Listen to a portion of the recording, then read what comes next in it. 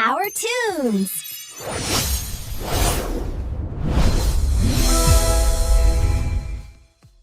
कुछ भी कहो भैया, आपके न्यूट्रेला कुलचे का तो स्वाद ही अलग है। आपके जैसा न्यूट्रेला कुलचे कोई बना ही नहीं सकता। न जाने क्या ही डालते हो अपने कुलचे में जो इतना ज्यादा स्वाद आता है। बचपन से ही इसी काम में लगा हूँ भैया। न्यूट्रेला कुलचे बनाते बनाते अब 35 साल हो गए, तो स्वाद तो आएगा ही। और इसमें अपने हाथ के पिसे हुए मसाले डालता हूँ, तभी तो इतने ग्राहक लेकर बैठा हूँ। बिल्कुल ठीक कहा भैया।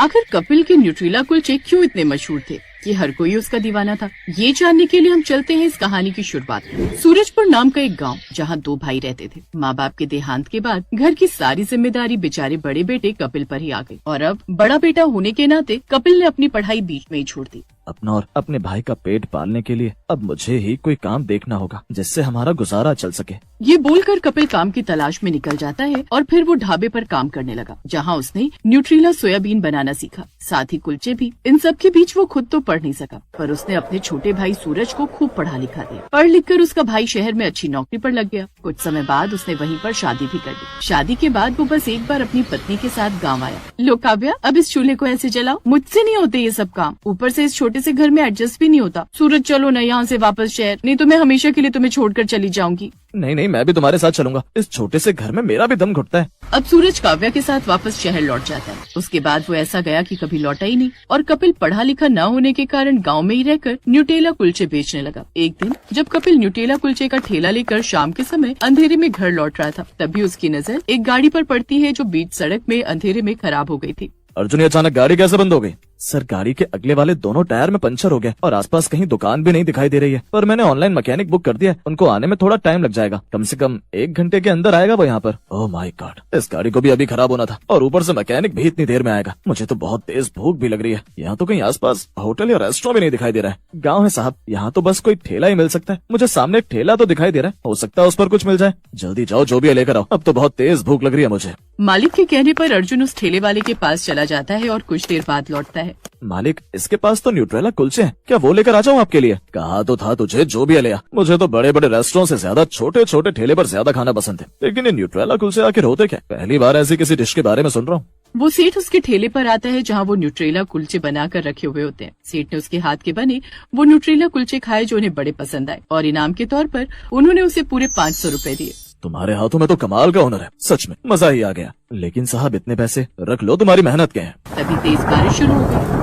तब ये बारिश भी अभी आनी थी। साहब, आप तब तक यहाँ बीच रास्ते में खड़े रहेंगे। यहीं पास में ही मेरा छोटा सा घर है। आप ना माने तो जब तक गाड़ी ठीक नहीं हो जाती, आप मेरे साथ वहीं चलिए। अच्छा, ठीक है। सेठ ध्यानचंद उनके घर चला गया और गाड़ी ठीक होने तक वहीं रहा। कपिल और उसकी पत्नी ने उनकी अच्छे से खातिरदारी की। कुछ देर बाद गाड़ी ठीक होते ही वो उनसे विदा लेकर शहर की ओर चला गया। ऐसे ही समय बीता और एक रोज वही सेठ कुछ महीनों बाद अपनी कंपनी के 2 एम्प्लॉय के साथ उस गांव में किसी काम से आया। वो दोनों और कोई नहीं बल्कि सूरज और उसकी पत्नी थे। अपना गाँव देख सूरज थोड़ा घबरा गया, और उससे भी ज्यादा उसकी हालत तब खराब हो गई जब सेठ ने कपिल के न्यूट्रेला कुलचे के ठेले पर चलने के लिए कहा। हे भगवान, अगर सर ठेले पर ही न्यूट्रेला कुलचे खाएंगे और साथ में हमको लेकर गए तो उनको पता चल जाएगा कि ये न्यूट्रेला कुलचे वाला मेरा भाई है, तो मेरी बहुत ज्यादा बेइज्जती होगी। मुझे कुछ भी करके मालिक को ठेले पर ले जाने से रोकना होगा। अरे चलो ना सूरज और काव्या, तुम लोगों को भूख नहीं लग रही क्या? सर, आप कहाँ ठेले पर जाकर खाएंगे, और बाहर बहुत ज्यादा गर्मी भी हो रही है। आप गाड़ी में मंगवा लीजिए सर। नहीं नहीं, कपिल के बनाए हुए न्यूट्रेला कुलचे में नहीं भूल सकता। मेरे साथ चलिए। चलो सब चलते हैं। चलो सूरज और काव्या, तुम भी चलो। सूरज की लाख कोशिशों के बाद भी आखिरकार उसका मालिक उसको उसके बड़े भाई कपिल के ठेले पर लेकर चला ही गया, और सूरज को देखकर उसका बड़ा भाई कपिल बहुत खुश होता है। लेकिन उसे देखकर सूरज अपनी नजरें चुराने लगता है। तभी कपिल सूरज को देखकर खुश होकर बोलता है,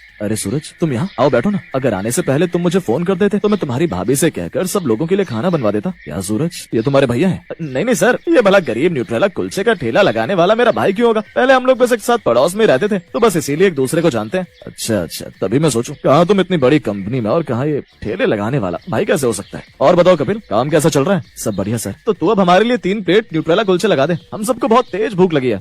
जी जी, अभी लगाता हूँ। कपिल उन सबके लिए गरम गरम न्यूट्रेला कुलचे बना देता है।